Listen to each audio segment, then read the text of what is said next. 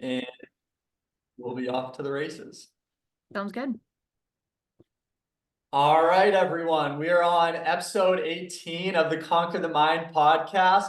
We got another trailblazer in the industry with Victoria Healy. She's been in the franchising industry for over 20 years now. And Victoria, feel free to correct me if I go wrong with anything here. As we were talking about a few minutes before, this is totally an unscripted conversation for anyone out there. So, a lot of credit for Victoria for joining the podcast with me today and giving her insights, her background, and going over really some opportunities as well. So I'm super excited to dive into it. Victoria, thank you so much for joining me today.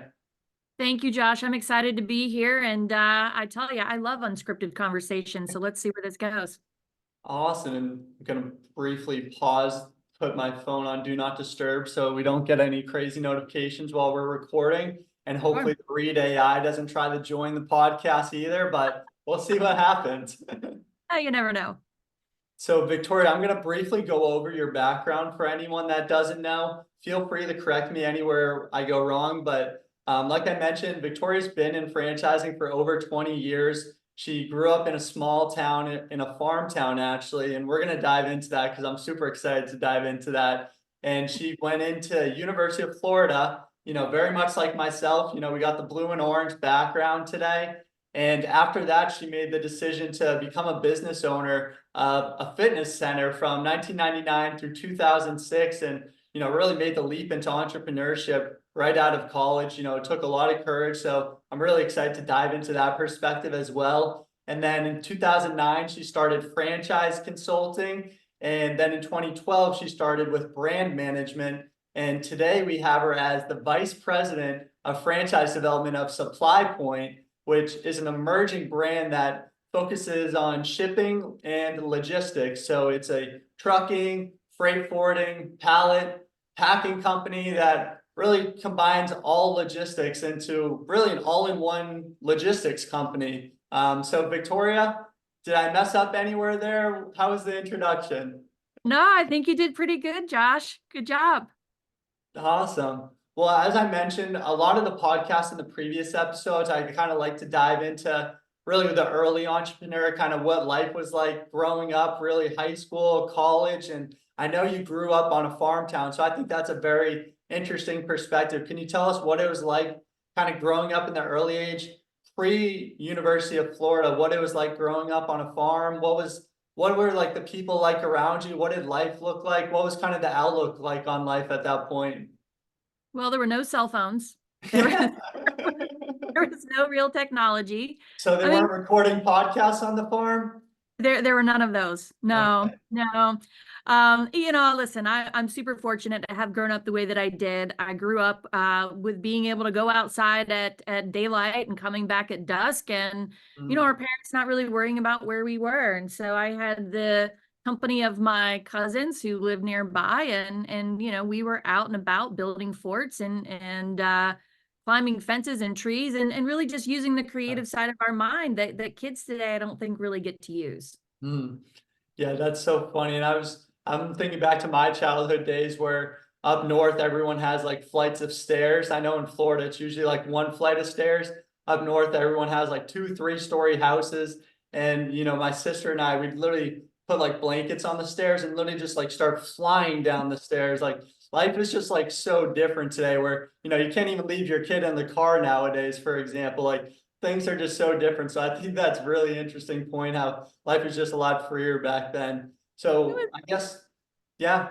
No, I was just going to say it was a lot different. I mean, I remember growing up and riding in the back of the pickup truck, my cousins and I, and that's how we went to town a lot of days, to get ice cream. And it was really fun, like looking back, I'm very, very fortunate to have had those experiences. That's awesome, Victoria. So what did it look like for the people around you? Were there other kind of entrepreneurs in your life? Were there like big corporations in your town that you were like exposed to like corporate America as well? Or were you pretty kind of isolated on a farm, or what did kind of everything around you look like? Yeah, so there were no big corporations where I Okay. grew up. It was farm town. It was, farmland, and My parents were entrepreneurs. My father and his mother and brother Mm, started a pool company. And so for okay. us, we built swimming pools in our town, and then it expanded outwards throughout North Florida.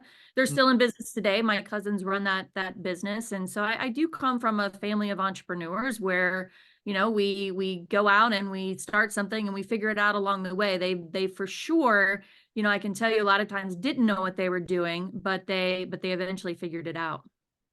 that's incredible. It's so interesting how it seems like when families have kind of an entrepreneur in their family, very much like myself seeing an entrepreneur, it gives us the certain confidence to kind of dive into it to a certain extent because obviously life, whether it's a 9 to 5 or a business, there's pros, there's cons, it goes both ways. But when you have that family member, you've seen someone that's actually lived and done it before, it seems like it gives us that certain confidence. So that's what you hear with a lot of candidates as, they don't have family that have been business owners, they're taking that first initial leap to change things for their family. So I think that's an interesting perspective. And Victoria, I understand from the farm town, you were the first to go to college and you went to University of Florida, which is one of the biggest universities across the country. So what was that dynamic like going from a farm town to a big university? What was that initial transition like? Yeah, well, I always had high expectations and big dreams. I always knew that I was never going to stay in that small town. Mm, I always wanted something more for myself, and I knew that going through school and high school that there was more out there. mm, And so for me, my family was that we were all big Gator fans. Being in North Florida, and it was kind of a no-brainer. I knew I wanted to go to college. I really didn't know what I wanted to do. I really didn't have an idea on that. One of my very good friends in high school, mm. we were actually roommates to starting off in college. She was going for exercise science, and I thought, okay, well, that sounds good. I'm going to do that too. And so I really, I didn't have a plan going into it. It wasn't as if my parents sat down with me and said, okay, let's plan a path for you. That Yeah. wasn't part of it because they didn't know how. They've never done it themselves. And so for Mm, me it was a lot of figuring it out, but yeah, there really was no other choice. It was either University of Florida or don't go, and it wasn't far from home. I mean, it was an hour and 25 minutes from where I lived, and so okay. it was a safe place to go. Okay, that's awesome. In terms of Florida, were you north in Jacksonville or more south like Ocala, Orlando? No, I actually grew up in Live Oak, which sits Okay. off of I-10 directly between Jacksonville and Tallahassee. Okay, that's awesome. Yeah, I've been to all those places, so I can picture driving through it. Actually, that's pretty interesting. One of the things, going into the theme of the podcast with Conquer the Mind and having these big dreams, these big expectations that you just mentioned, I think everyone, for the most part, we grow up with these big goals, these big expectations, but typically, you get the 9 to 5, you get the benefits, and those dreams, those high expectations tend to slowly slip away. What kind of gave you like the confidence? Did you have like a mentor or someone in your ear telling you, that like you're capable of greatness? Because I think a lot, like really everyone is capable of greatness, but a lot of us just don't realize that full potential in us. So did you have someone like in your ear telling you that, or was it just like internal that you just felt like you were meant for something? I did have a mentor. So my parents divorced when I was about 12, 13 years old. Mm, And my mother went back into the workforce. And okay. she'd not been in the workforce really prior to that. I mean, she worked in our family business, Mm, but she went back into the workforce and she started at a newspaper, our local newspaper in town. And the owner of that newspaper really, really took a shine to my mother, and she really saw potential in her. And she mentored her and guided her from, and I think my mother, when she started at the newspaper, came into the classified section, which I don't know, is that even a thing anymore? The classified section of the newspaper, kind of doing some copy yeah. and answering the phone. And so she grew through that organization. And the owner of that newspaper at the time, her name was Lynette Ricketson, and Lynette really took my mother under her wing and guided Mm, her and mentored her. And then, and when I was in high school, I got a small job at the newspaper too. And she did the same for me. And that was really important to me, to see this beautiful, successful businesswoman take an interest in me and really, guide me and show me that, hey, there are other things out there and you can dream big, and college is a possibility and you should really be looking at that. Yeah. So I attribute a lot of that to Lynette and just guiding me down a path, the right path. Yeah.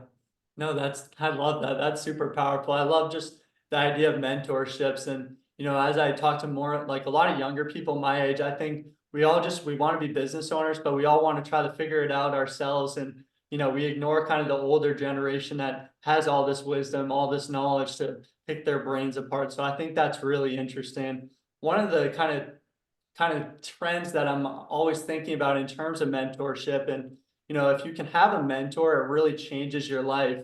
I'm curious kind of what your thoughts are. Do you think you have to like proactively like seek a mentor, or do you think like they just like kind of naturally come into your life? Or how, like, if you're someone like you're pretty lost, like what's the best way to like find a mentor? If that, I know it's a pretty broad question, but I'm curious from someone that has had a mentor, like I don't know what your overall thoughts are. Yeah, I've had many mentors throughout my life. Lynette was certainly the first mentor to come into my life, and that was just by happenstance. It wasn't Yeah. something, I wasn't smart enough to look for one at that time. I was 15, 16 years old. Right. But throughout my life, I've learned how important that is. And I feel like, if you are open, mentors are going to come into your life. They're going to be people who Mm, see your potential and want to guide you. You've just got to be open to it. And I think that's really important. I mean, you can certainly search them out, and lots of people do. And that's a great way to do it, right? If you know that's what you want and you start searching for it, that's a great path to follow. If you don't know what you want and you don't know how to go about it, just be open to it. mm, Open yourself yeah. up to learning about people, listening to people. I think that's the biggest thing is wanting to be coachable. Mm, If you're lost and you don't really know what you want or the direction to go in, open yourself up to be coachable. And I'm pretty positive that coach is going to show up, right? If yeah. you're open to it. No, that's so key. I think whether it's whatever it is in life, your coachability index, I really think says a lot about someone and what you're willing to do to change things around you. So I think that's a really good point, Victoria. I think anyone that's looking for a mentor should rewind the last 100 seconds and play that back. That's really powerful. So Victoria, you go from farm town to a big university, and then what is life like after that? I understand you really take the leap into entrepreneurship yourself. What was that decision-making process like for a lot of us graduating from college? A lot of us kind of procrastinate the job search, and then last minute we're trying to throw out our resume to a bunch of different places, but not a ton of direction. What gave you the confidence to dive into being a business owner? Yeah, so I actually moved to Atlanta. Okay. Um, with somebody that I was dating at the time. We moved to Atlanta. He had a job opportunity there, and I went along. And I really didn't, I have to be honest, I didn't have a solid plan. Mm, I did kind of the same thing that you just talked about. I put a bunch of resumes out there to places that I thought I wanted to be a part of and work at. I landed a job in Norcross, which is just north of Atlanta. mm, It with a fitness company, fitness gym, and I okay. wasn't there very long. I was there. They was hired on as a manager. I wasn't there very long, maybe 6 months before that business came up for sale. Mm, And that's when I was like, oh, this is a perfect opportunity. I should buy this business. Well, I'm young and still, right out of college. I didn't have a lot of money or any, for that matter. I did have a business partner. We did some fundraising and we bought that fitness facility. And that was my first foray into entrepreneurship. But I can't tell you that I had a path or plan. I just knew that that's what I wanted to do. That's the path I wanted to go down, and I was going to make it work. mm. That's really interesting. And what was kind of life like as kind of a business owner at that time? You're probably trying to balance a bunch of different things. You have kind of the fitness interest, but do you have like the business Oh, background to run a fitness business? no, it's terrifying. But you figure it out. And Yeah. I owned that business for quite a long time before I sold my interest out. And it's interesting. That was actually my first sort of glance into franchising.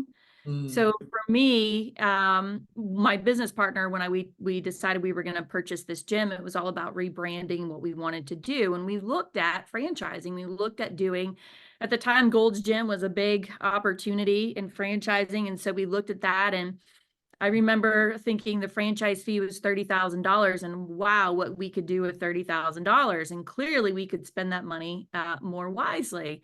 mm, And, fast forward, had I known what I know now about franchising, I would have jumped at the chance to spend $30,000 on a franchise fee, because we mm, spent way more than that, in the valleys and the pitfalls and mm. the the speed humps that we went through trying to figure it out. So Yeah, that was actually my first kind of look at franchising.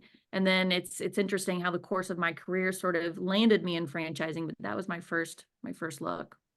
that's really interesting. And I think for a lot of people trying to evaluate, do they want to be in business for themselves? Do they want to be in franchising? And that's one of the big things, why do I have to pay a franchise fee? And then why do I pay a royalty? So I think your perspective would be really interesting.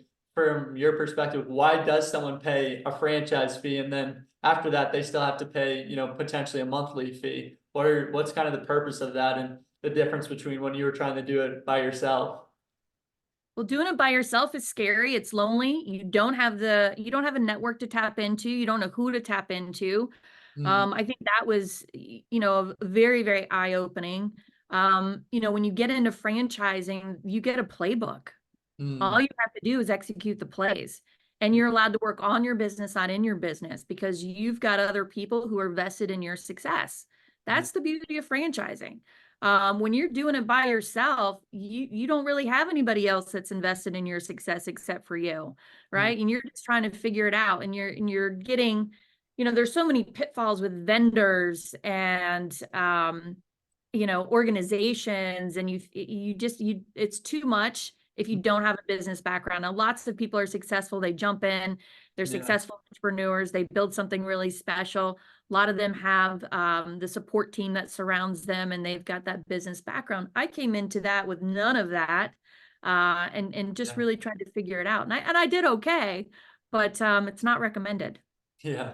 No, I think that's just a really interesting perspective. And I think for a lot of people, they may have a passion in something, but trying to figure out, if you could actually run a business doing that as well, and, the sustainability of it as well. And trying to weigh, I think your great point with the reason between paying that franchise fee and the royalties. You get the industry experience from people that have already made those mistakes. So all that money that you end up investing is probably ends up being 10x what that initial franchise fee is.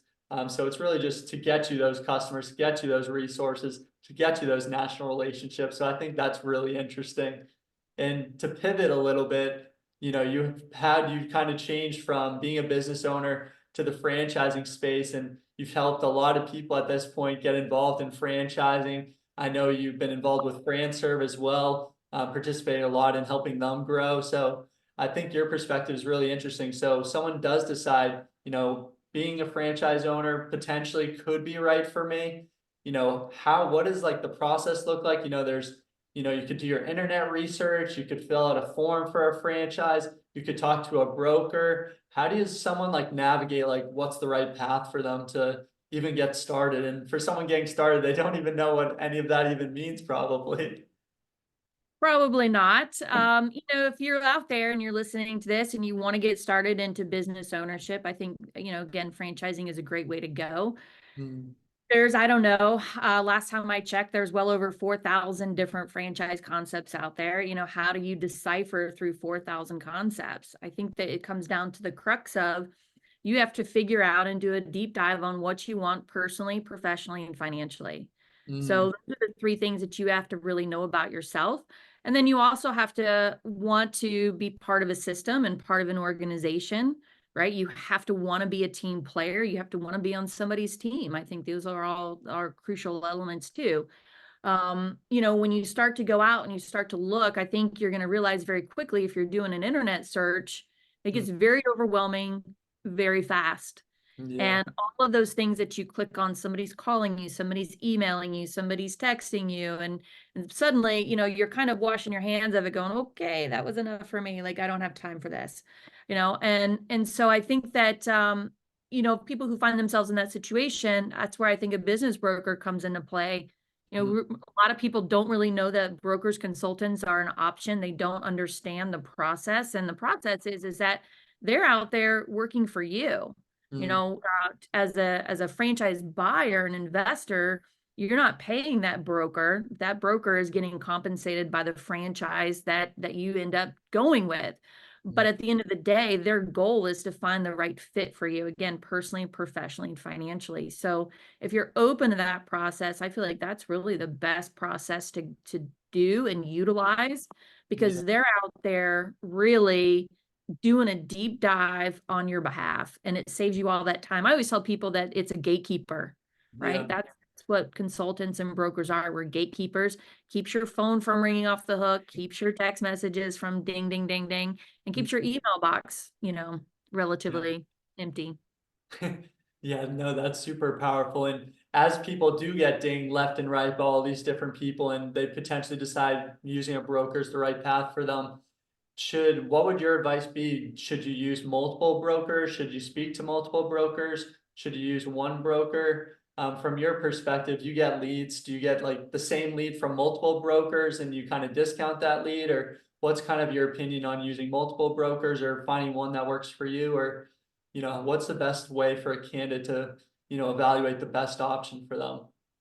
I think it's very much like, I always think that, consulting, being a broker is very much being like a real estate agent. Right. And when you're buying a house, you really only need one agent, but it needs to be the agent that you identify with, right? You go to buy a house, you want to find an agent that understands what you're looking for. How many bedrooms, how many bath, what kind of lifestyle, what kind of neighborhood. And that's the same thing with a broker consultant. I think you just need one. When you get more than one, it just becomes convoluted. It becomes confusing and overwhelming.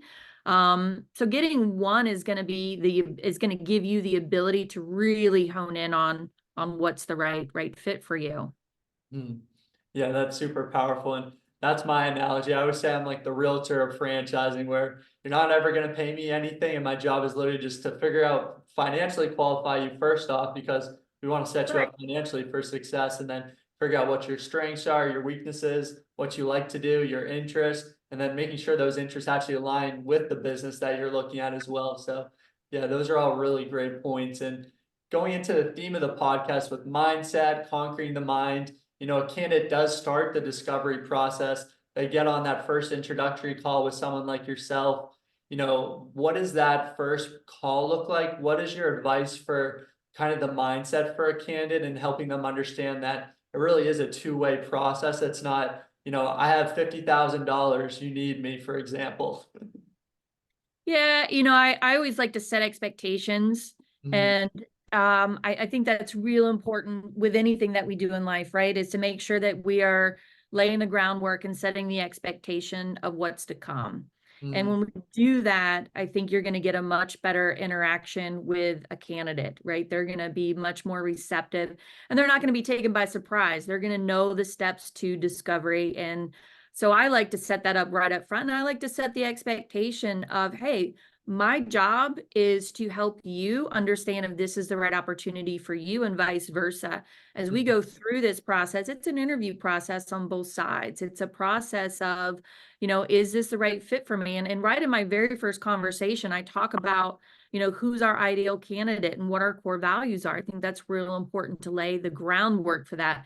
Because if they don't identify with the ideal candidate and the core values, well, then the discussion is over. And that's okay. And I always tell them that too. Like, if this is not the right opportunity for you, that's okay. I want you to find the right opportunity for you, because with every brand that I've ever been involved with, it's really about finding the right candidates for continued growth for the brand.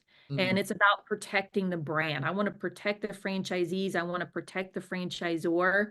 And so in doing so, you have to choose the right franchisees to enter the system. So we award franchises, we don't sell them. And I make that clear up front. And I think that makes a big difference. Yeah, no, that's really powerful. And that's really the difference. Just like any industry, there's good apples, there's bad apples. And that's a power of using a broker that you know and trust, so that you can stay clear of those bad apples and focus in on those good opportunities. Because I've done the Google searches myself, and they can be very misleading, I'd say, to say the Yeah. least. So, There's a yeah, lot of bait and switch out there. yes, 100%, Victoria.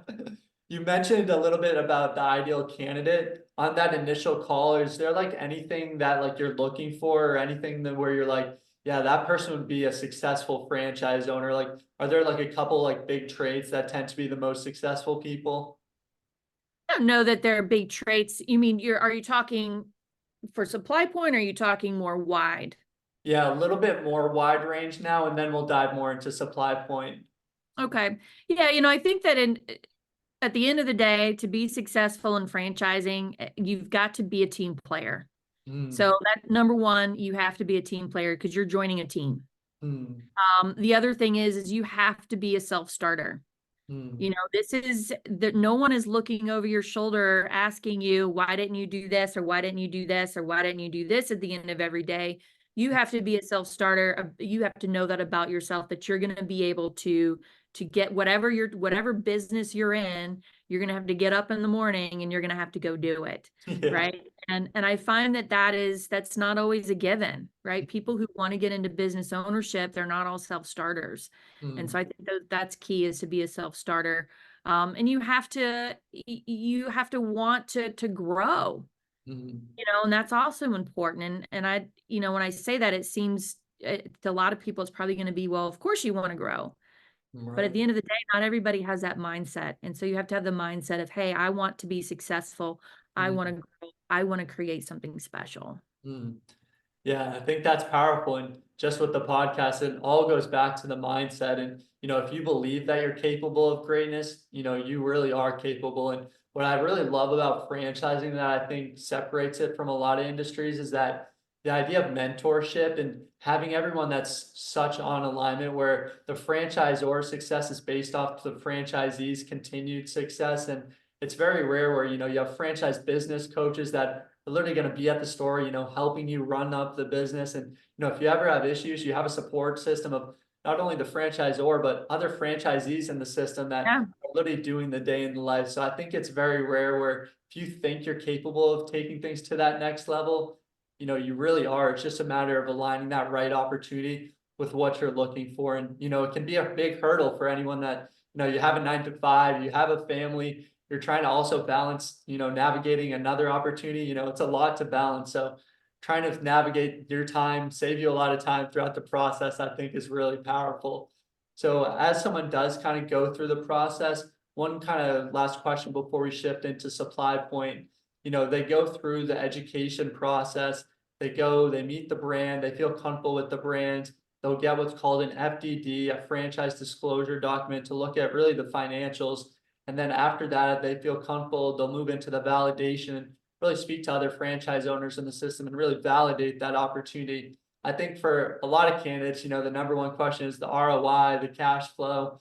They want to get the FDD right away, even though they may not know what the FDD is. They're asking all the questions for the FDD. Sure. What do you tell a candidate that's going through the process? How do you balance looking at the FDD and also validating with other franchise owners? Can you look at the FDD and does that tell the whole picture? How much of your decision-making process should be based off the numbers versus the day in the life of other franchise owners and actually speaking to them, would you say?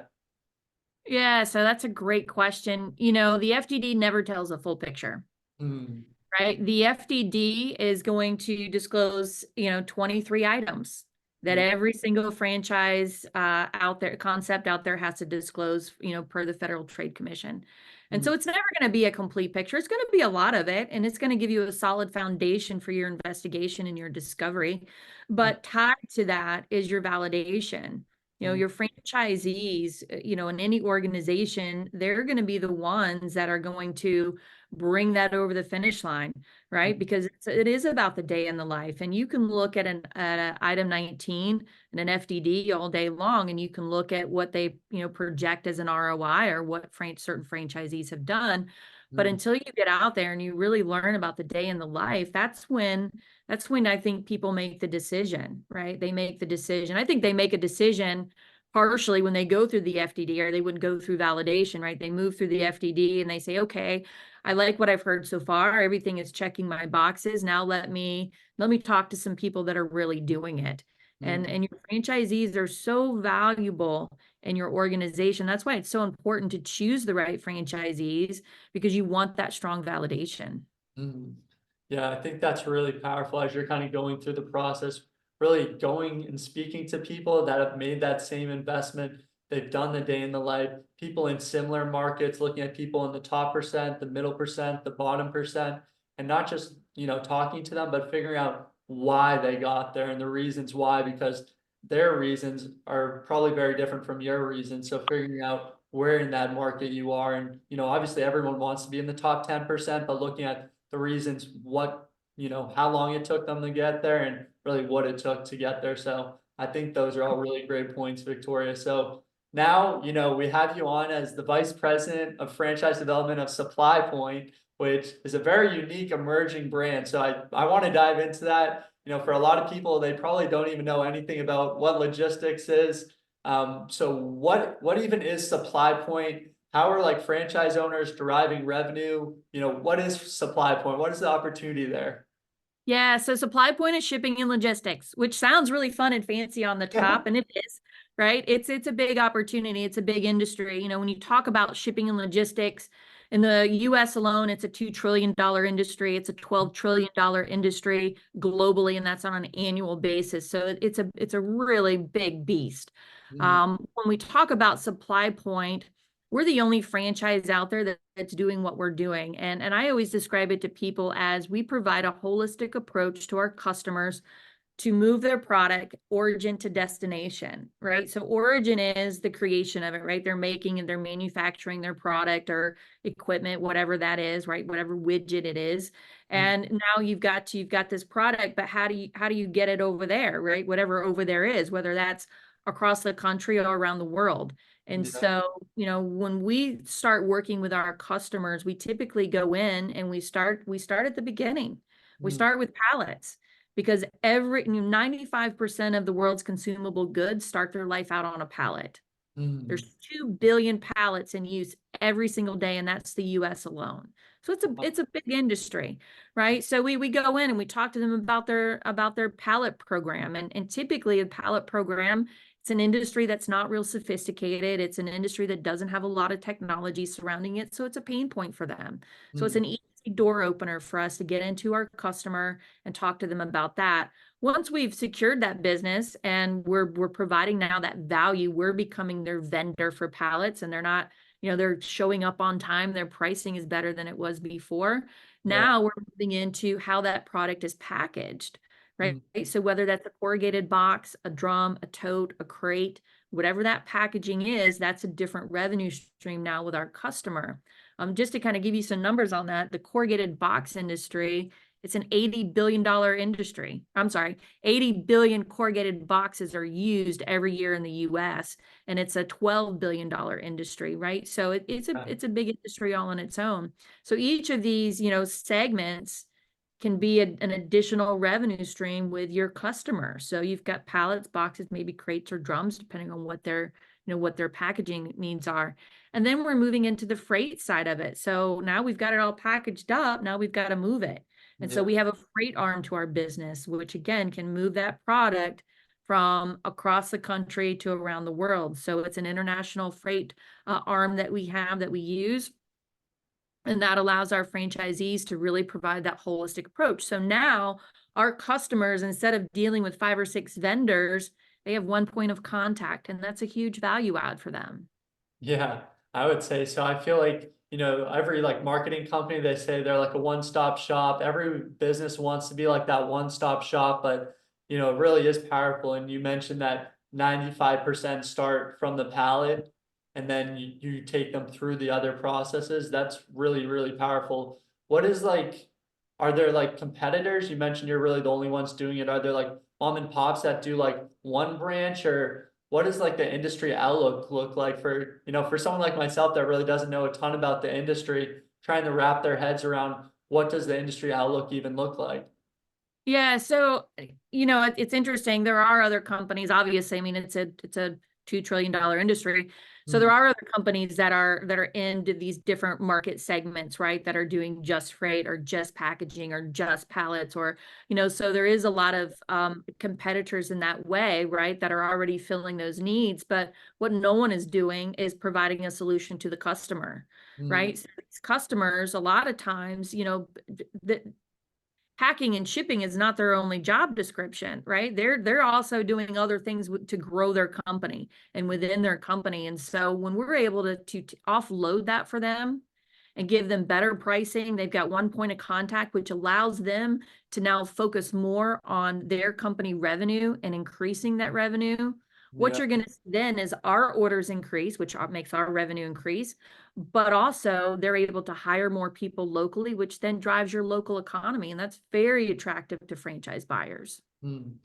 Yeah, that's really interesting. And the customer, excuse me, the franchise owners, are they typically working with other business owners or kind of people ordering products or services like consumers, or what's the typical client look like for a franchise owner?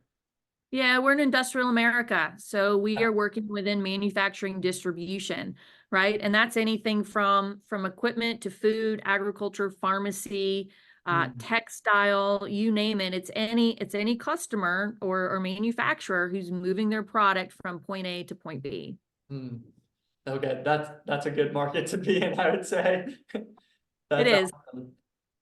And one thing that I think that would be pretty interesting. So for someone like yourself, Victoria, you've started businesses, you've been on the franchise broker side, you've been with FranServe, you've been to a couple of different brands, helping them grow and having that strong validation as well.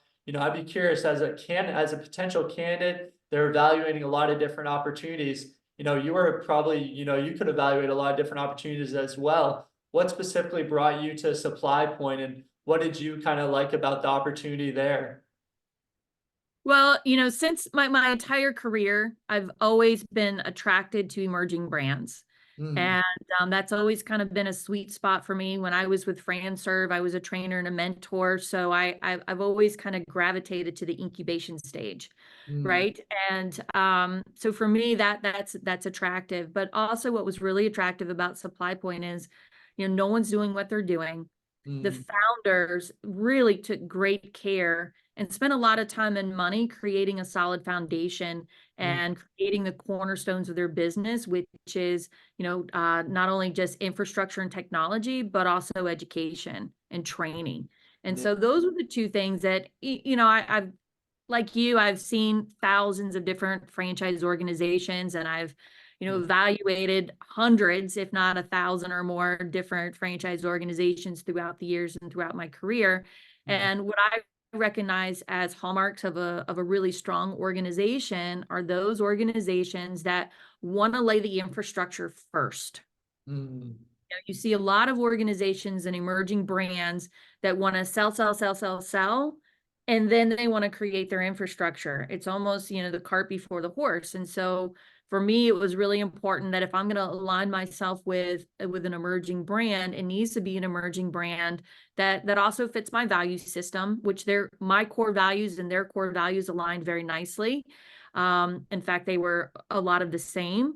And yeah. then course, the infrastructure for success, because that's where it's all at. Yeah, I think that's a really great point. And I hear like from a lot of candidates as, they're evaluating a lot of different opportunities, and sometimes from those, the new opportunity, an emerging brand that doesn't have the infrastructure, they're very focused on selling. And you can tell as I kind of ask them questions about the brand, or I'll look up the brand additionally afterwards. And, I look at the CEO, the CMO, the COO, and none of them have any franchising experience. And I'm just like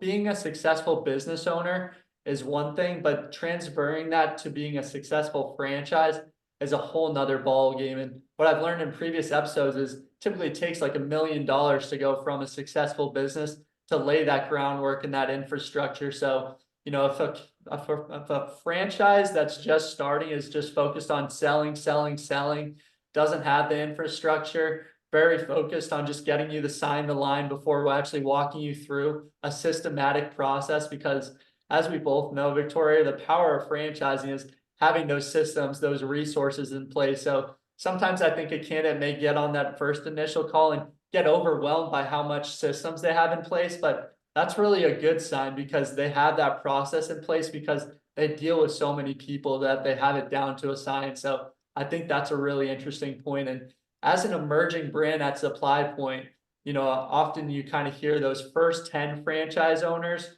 really lay the groundwork as we speak about infrastructure. How important is it to find those first 10 franchise owners?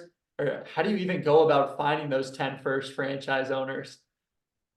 Yeah, so I mean, it's extremely important. I mean, because we talked earlier about validation, Yeah. right?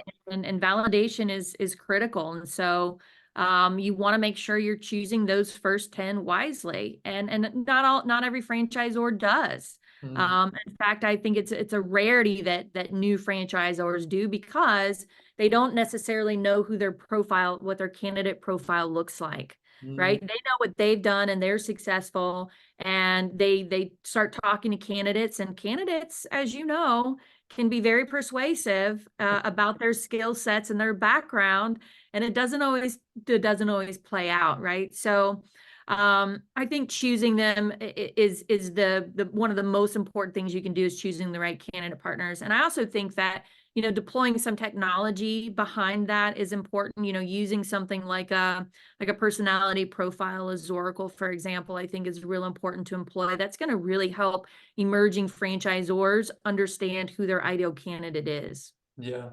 Yeah, that's really powerful. And yeah, forming that ideal candidate is really, really great question. So what does Supply Point's ideal candidate look like? Our ideal candidate is going to be an empire builder, a wealth builder, someone who really wants to create something special, Mm, because that's the opportunity that we offer. Our ideal candidate is going to be they're going to have an outgoing personality. They're going mm, to want to be out in their territory. This is a work from home business, but it's not work behind your desk. Right. mm, This is a go out into your territory, build relationships. They need to be a relationship builder. They need to be someone who is really excited about driving their local economy, because that's what Supply Point does. We're able to help our local economy do their job better. And yeah, so, that's going to be a driving factor for an ideal candidate. They don't have to have logistics background. They don't have to know anything about shipping and logistics. I certainly didn't coming into Supply Point. I've learned it all. yeah, So we teach all of that, and we teach, they need to have an outgoing personality, but they don't necessarily need to have sales experience. Of course, mm, sales experience is a huge plus. We do have a extensive sales program that we put them through, but at the end of the day, as I mentioned earlier, they have to be a candidate that can walk out their front door and be a self-starter. yeah. I think that's a really great point and really helpful for people that are evaluating different opportunities and thinking, what role is for me? Do I want to just hide behind a desk? Do I want to look at numbers? Or, most franchise owners are people handshaking in the community. People should know you.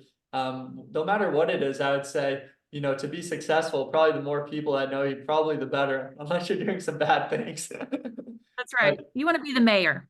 right, exactly, 100%.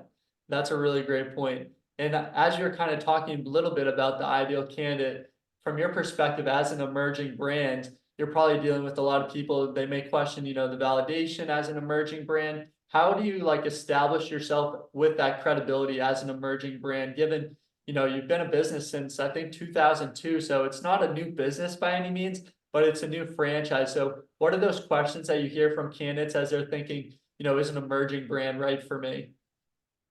Yeah, we validate really well, Josh. I mean, we've got our franchisees validate exceptionally well. They're doing exceptionally well. We have a really strong item 19. We show full P&Ls in our item 19. So we're very transparent. We're not hiding anything, right? And I think that makes it, when I'm talking with candidates, it makes that a lot easier. It's not a hurdle for us because we have that to show them.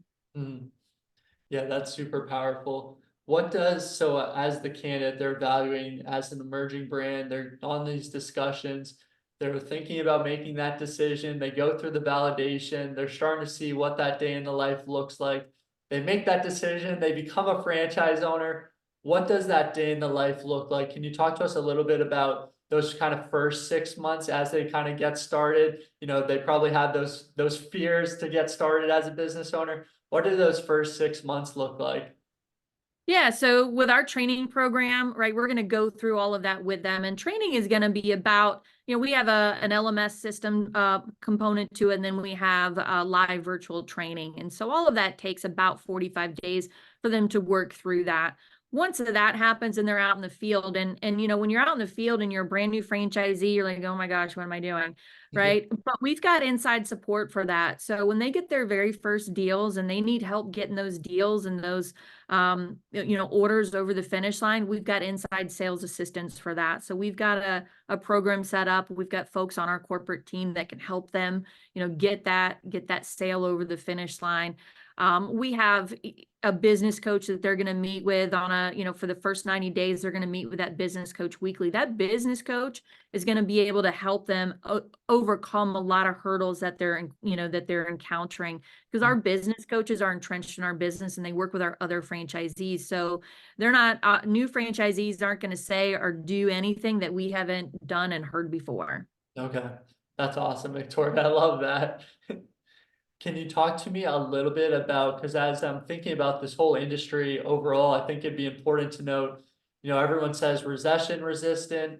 What was times like during COVID for Supply Point and just the industry overall? How does Supply Point weather in kind of a good economic cycle or maybe like a lower economic cycle? What's kind of the outlook look like? Well, fortunately, it's shipping and logistics. And if COVID taught us anything, it was that everything can be shipped to your house, right? So our franchisees grew through COVID. It did change. Our business did change. I mean, trucking changed, drivers changed, a lot of that changed. And so for our founders, they started franchising at the end of 2018. So our franchisees were essentially brand new when COVID happened. And so they took a step back. They understood that there needed to be some changes and modifications made. And they really, drew back to, am I getting like, I love it. Happy New Year's. right? Was that what that was? Oh my gosh, that's so funny.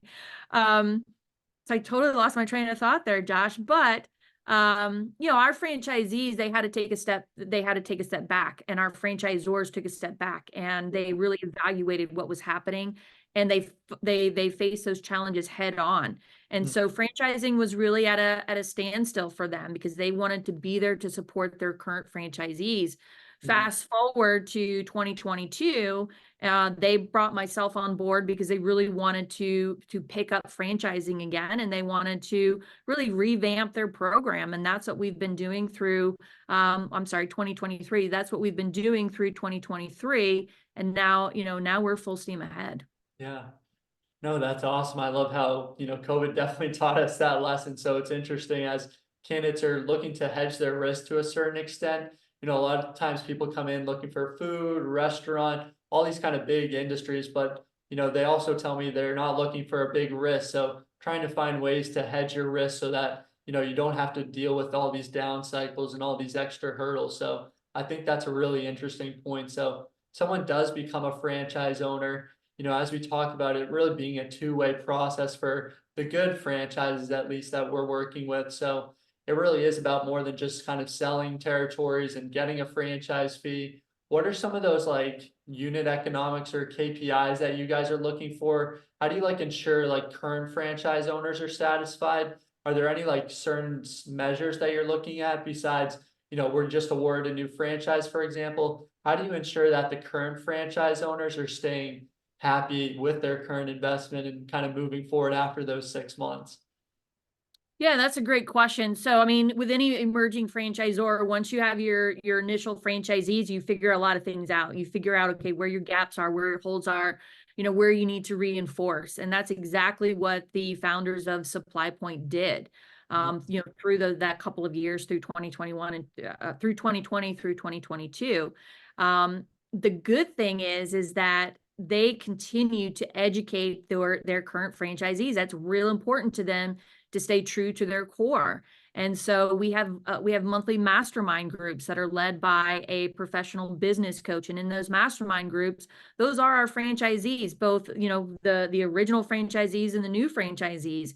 And it's about strategy, and it's about growing together, and they're putting deals together, and it's about working together. And so we really create a good culture within our franchisees. We don't let them kind of stand out there on our own. Our franchisees talk to each other on a regular basis. They pick up the phone and they call each other and say, "Hey, I've got this, and I'm putting this deal together. Have you ever done one like that? Or can you help me?" And so it's a very strategic culture that we've created here at Supply Point. And I Yeah. think that's important, and it helps them with their success, right? So our franchisees stay happy because they stay engaged. Yeah. Yeah, I think those are all really great points. And as someone kind of going through the process, a lot of people, when they're looking for that next opportunity, whether it's a 9 to 5 or franchising or real estate or whatever it may be, it's usually kind of what does the growth opportunity looks like. So, where are you starting, and then where can you be in 3 to 5 years? And then what does Yeah. the culture look like? And, you're really hitting the hammer on the head with that. And that's something you want to evaluate, because although you are in business for yourself, you have all these people, these resources to help you out, so that you don't need to feel like you're on an island by yourself. So you want to evaluate not only the franchisor that you're speaking to and what that corporate, I say corporate, but franchising doesn't really use corporate, but what does the support system look like? And then those franchisees. So I think that's a really, really great point. And I know our time is really winding down now as we're starting to hit the 60-minute mark. And this has been awesome, Victoria. I think anyone interested in franchising, we really dove into all things franchising and mindset. So I think this was really awesome. I've had a great time. I'd be curious, as someone that you've been in franchising for really like 2 decades now, you've probably seen and dealt with a lot of different candidates. I didn't say it.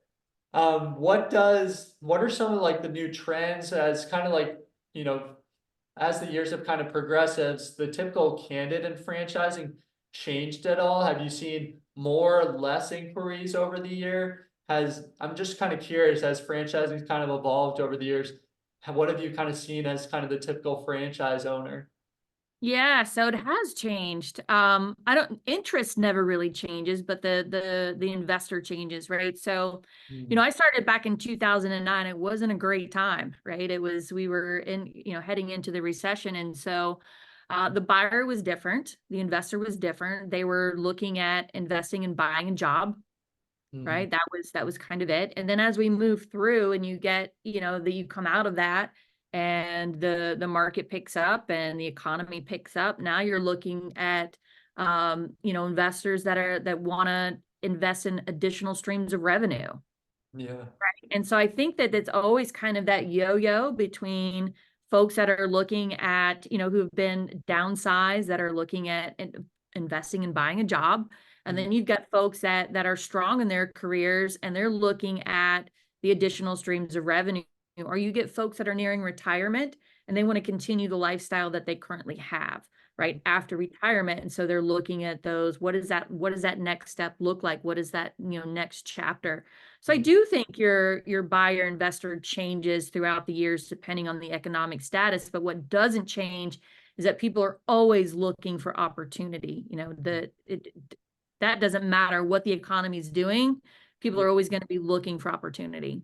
Yeah, I think that's a really great point. People are always, half the calls that I get on, people are just trying to find different ways to make money, and they're looking at e-commerce, they're looking at real estate, and then they've heard that franchising could be a nice avenue. But yeah, I think those are really great points, Victoria. As kind of the time is winding down, someone that I think your perspective is really interesting, growing up on a farm to University of Florida to the franchising space, really with the podcast, conquering the mind, the mindset, it's really all about this growth opportunities, and really you're on the path of stability, or really the path of growth, and really trying to improve yourself. And to improve yourself, it often involves stepping outside the comfort zone. And that's where you face like these new and improved versions of yourself. Victoria, what advice do you have for someone that has stepped outside the comfort zone over and over and over again? What does that look like? Do you start to build up confidence as you do step outside the comfort zone more and more? Or what advice do you have for someone to step outside the comfort zone? Every time you step out of the comfort zone, you learn. And Mm, I think if, you're one of our core values at Supply Point, and my personal core value is you're either growing or dying, yeah. right? And stepping out of that comfort zone allows you to grow each and every time. And each and every time, we should be learning something new that takes us to that next step, Mm, right? And so every step, every time you step out, you have the ability to have a moment of growth. And who doesn't want that, right? So I really feel like, yes, it gives you more confidence. Yes, it gives you the ability to take on that next, whatever that challenge is. But yeah. I like to be challenged, which is why, I like emerging brands. Because and one of the reasons, I don't know if I mentioned this, but I really was attracted to Supply Point. It was a big step out of my comfort zone. Mm, My background was in health and wellness, and that's kind of where I played for a really long time. And so stepping into shipping and logistics was a big leap for me. And I wouldn't trade it for anything, right? So I think that it does give you confidence. It does give you the ability to really challenge yourself and see what you're made of. Every time I'm like, wow, you did that.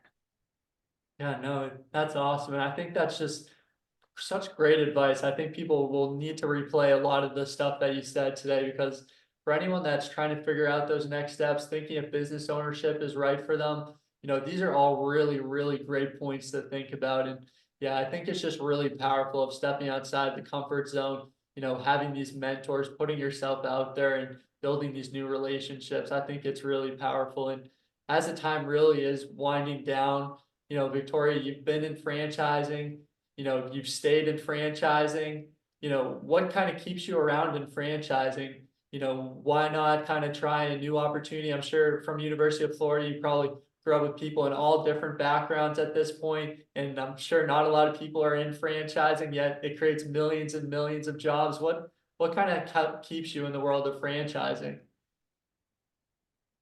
It's a great question. I don't know that anybody's ever really asked me that, Josh. I would say that it's the challenge. Yeah.